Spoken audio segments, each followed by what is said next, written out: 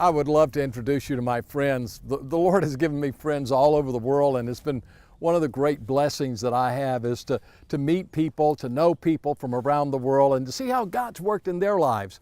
One of my friends, his name was Vladimir, and I met him in Moldova, and boy, he was so on fire for Jesus. He came to Christ one day, and after that, he just wanted to share Christ with everyone, and he had a place in the center of town where he would take young people, and they would go and share their faith with others, and oh, he was so excited about Jesus.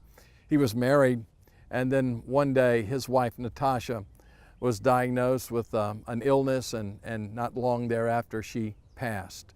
And it was a tough time for Vladimir, and it was hard for him. And after she died, he continued to travel with me. And we were going from one city in Siberia to another city in Siberia, and Vladimir told everybody about Jesus. In fact, we were on this little airplane, and we were all, I mean, it was just a small plane, and we were all the passengers were packed in there, and Vladimir was talking to the people in front of him and behind him and next to him about Jesus, and the stewardess came by and he shared Jesus with her, and oh, he just loved people, and he was so full of the love of Jesus, he just couldn't help it but to tell others what God had done for him.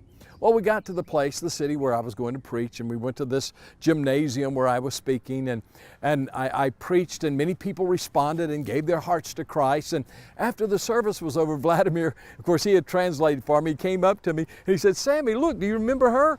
And it was the lady who was the stewardess, the lady that he had shared Christ with, and she had come to the service just as Vladimir had invited her, and she gave her heart to Jesus.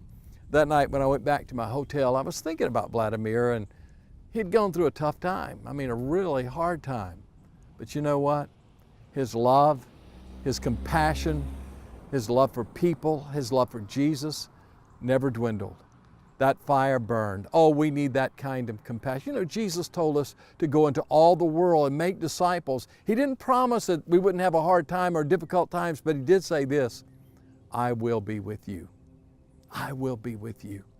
And he will be with us to give us that love and that compassion no matter what we go through. So let him fill you with God's love. Vladimir did. Why don't you?